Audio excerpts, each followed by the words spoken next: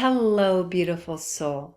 I'm Vicki Howie of ChakraBoosters.com, the creator of Chakra Boosters Healing Tattoos. And I'm also in 2021 the creator of CirclingSpace.com, an online place where we gather to experience more authentic communication and connection. So I have an invitation for you regarding Circling Space below. Check that out, and also check out the other links below because I include links that are related to this video. And what is this video? This is the fourth video in my series on the number one myth that blocks each chakra. We have these ideas, these things that we think about the chakras that are not only wrong, but they ultimately actually block our chakras rather than opening them. Now, today we're on the heart chakra, so I'm wearing pink. I felt like wearing my pink shirt, and it seemed like a good chance to make sure you know that pink is a strong secondary color for the heart chakra. That's why rose quartz is such a strong gem for healing the heart chakra, and why pink is always hearts and Valentine's Day and all that. So, hello, pink shirt. Okay, so what is the number one myth that blocks the heart chakra? It's kind of surprising, really, and it's very innocuous, so it gets under the radar a lot of the time. And that is that being nice opens your heart chakra. Being nice opens your heart chakra. Is that true? Well, in many cases not, because a lot of times we are nice out of fear.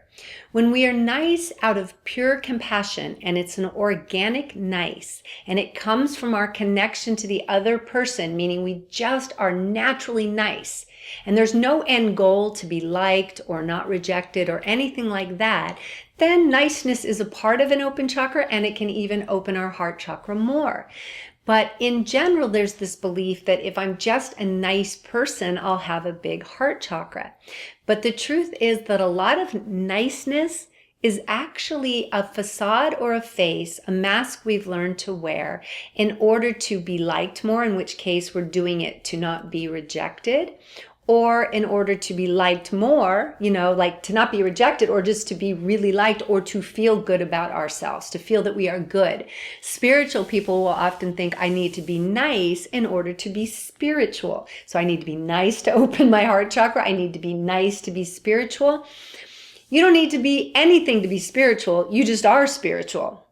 Period. But if I had one thing that I'd say that you should be to be spiritual, and there really isn't, I said anything you need to be, but if there was one thing, it would be aware. And the second thing would be loving to all of yourself and all of others, including the shadows and the dark parts. Okay? So being nice is actually not in that. And so let's talk about when you're nice out of fear, it can be toxic. It can actually create passive aggressiveness. Many people do something called people pleasing, right? I need to please people because if I please people, they'll be around. I won't be alone. I won't be rejected. Fill in your own blank, whatever it is for you. But what people pleasing does is it means your attention is out there on pleasing others without listening to your own needs. And so you can't even love self. You're not giving yourself time to take care of self, and you're not being loving to self. And all self-love begins here. So people pleasing usually turns into passive aggression. You want to please someone so you don't tell them no, so then you're angry at them. They might not have minded that you said no thank you. They might have been quite happy with your honesty, but you wanted to please them. So you said, I'll come, and you didn't want to go to whatever it was you said, and now you're angry at them for something they didn't even do. And what's even more complicated is you may not even be aware that you are angry at them. So what happens is it's passive aggressive because it comes underneath, because the mask of niceness doesn't allow it to come out on the surface. And if you ask just about anyone, they'd rather face any kind of aggression of any type overtly, consciously, right? And they'd also rather just hear you tell your preferences so there is no aggression at all. But if it is out there. Most people would rather know the aggression you're feeling rather than have it come underneath, under the carpet, out of the side. Think of any time when someone's been passive aggressive to you. They've done things in an angry way with a smile, like trying to appear nice, and feel how uncomfortable that has felt. So being nice for the purpose of being nice, because I'm saying nice is needed. I should be nice. When there's a should next to nice, it means you're not usually allowing yourself to do things you think aren't nice. So often you're not taking care of self because you think taking care of self is not nice. Now, that's got its own issues altogether, and that's a whole nother video. But we do need to just face several things around this myth. And I brought up 3 things that I think are really important that I have here today. The first one is that all love is relational with others, and it begins with your inner relationship with self. So all love begins with self-love. One, because our inner world is mirrored in our outer world. It just is. That's how energy works. But 2, because you have nothing to give if you aren't filling your own love chamber, your own love pot. Think about anything you want to give someone. If you want to give someone some beautiful, fresh orange juice, you need to have some orange juice to give to them. You can't give it to them out of, like, if I have no orange juice here in this bowl and I try to hand it to you, or this cup, there's nothing in here. But if I cultivate it first here, then I have something to give you. So self-love is the cultivation of the juice of the love that you're going to give to others. And it's what's really cool is if you have enough self-love, you even give to others. You give so much self-love that you give to others from the overflow. So there's no passive aggressiveness because your cup is full and you're giving to others from your overflow. Think about that. Woo! My body's going like this. Can you feel into that? How can you cultivate so much self-love that you're giving to others from the overflow? And we tend to have such a dearth of self-attention and love in this culture that just the littlest things can make a huge difference. The little bath that you always agree to give to yourself at the end of the evening, or a meditation time that you do. I have a meditation for connecting with your heart chakra inner child, and I will put the link for that below. That video is fantastic for filling up your personal love cup on a really deep, deep level, like from when you were a child. And that's where many of us have a deficit. So watch that video. Also, I have a Ho'oponopono video that has like 500,000 views on this channel. And that one is good at any time. It just fills us up with love and forgiveness. Love and forgiveness. And Ho'oponopono really just is a giving to self that then affects the other. And it's a forgiving of others that allows you to keep filling back up with love. It doesn't if there is some passive aggressiveness that has built up, do that meditation and also do your inner child meditation. You're going to feel a lot cleaner and clearer, fresh slate. So that's number 1, self-love. Self-love is the most important thing when it comes to opening the heart chakra. Number two is, it seems contradictory, but in order to grow the heart, you need to grow the neighboring chakras. In fact, in order to grow the heart, you need to grow all of your chakras. But in particular, the neighboring ones really affect the heart. So what we tend to do is think, I want to grow my heart. And since the solar plexus and the throat are about things that are opposite from the heart, like the solar plexus is about competition, and I don't want to compete. In my heart, I just want to accept everyone. And the throat is about speaking my truth. And sometimes I'm afraid my truth is going to hurt others. I don't want to express it because I just want to feel the connection to everyone. So since we think these are at war and conflict with the heart, we will often suppress them. So what happens is we think we're expanding the heart, but when we don't speak our anger. There's a good example. If we don't speak the healthy, boundaried form of, it's not okay with me that you do X to me, right? You can do what you want in your life, but it's not okay with me When you yell at me, say if I say that truth, that's my throat and my solar plexus standing up for me.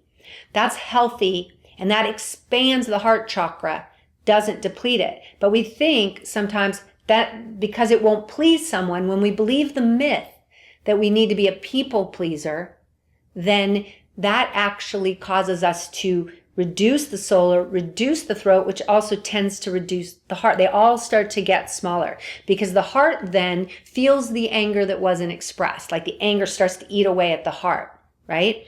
So you guys, I'm trying to say complex things here in a short way, but just think of it this way.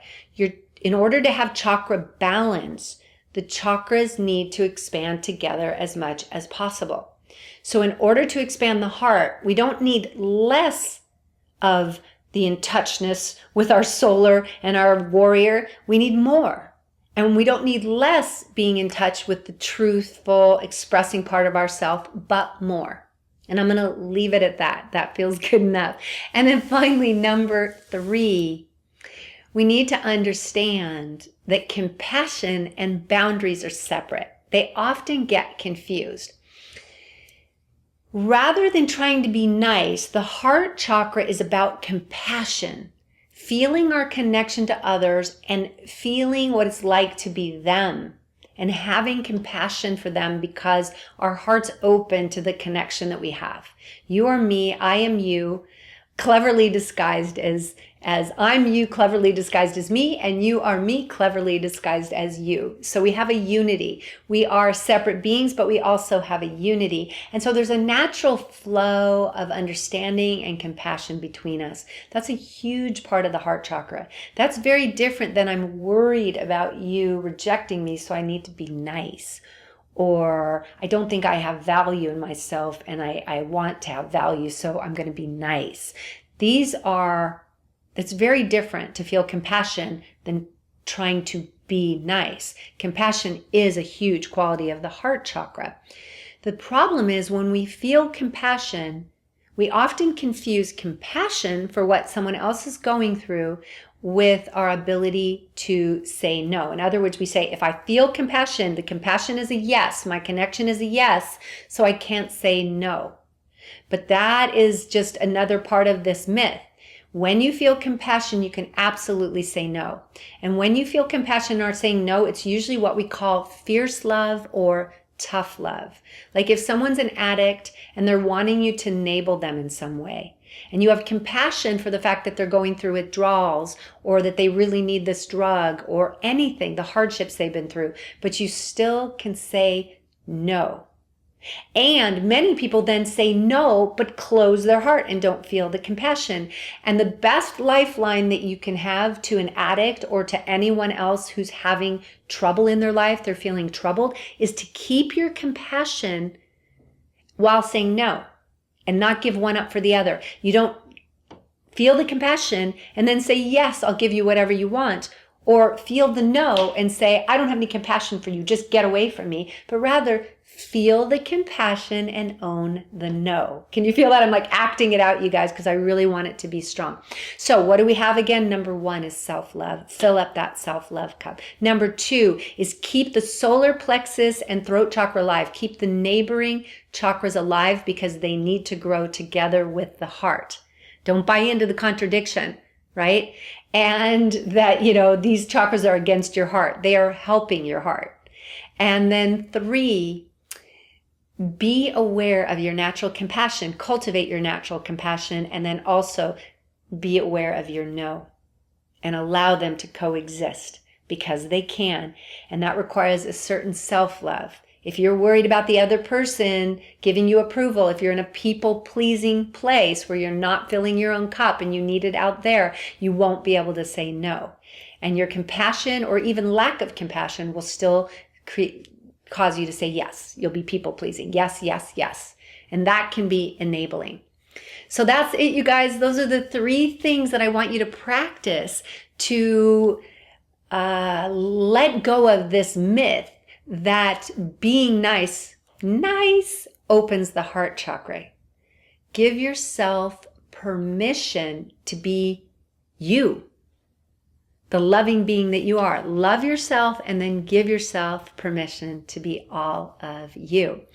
And in order to help you with this, I'm going to suggest that you watch my #1 myth for the solar plexus, which ended up being titled 11 Signs You Have a Healthy Ego, because the myth is that the ego is not good. That's the myth for the solar plexus chakra. So my video is 11 signs that you have a healthy ego. So I invite you to watch that video and cultivate a healthy ego that will grow alongside your healthy heart and your healthy voice. Okay, so we're finished, and I hope you enjoyed this video, and I hope you're going to help me bust this myth that we all need to be nice, to be spiritual, and to open our heart chakras and begin to just know that we are love. We don't have to be anything other than ourselves, and be the all of us, be true to ourselves and be true to the people we love all around us. And that's it. So I will see you on the next video when we're going to look at the myth for the throat chakra and break that one as well. I hope you have a beautiful week and that you allow your compassion to just expand while starting with yourself. I'm sending you so much love.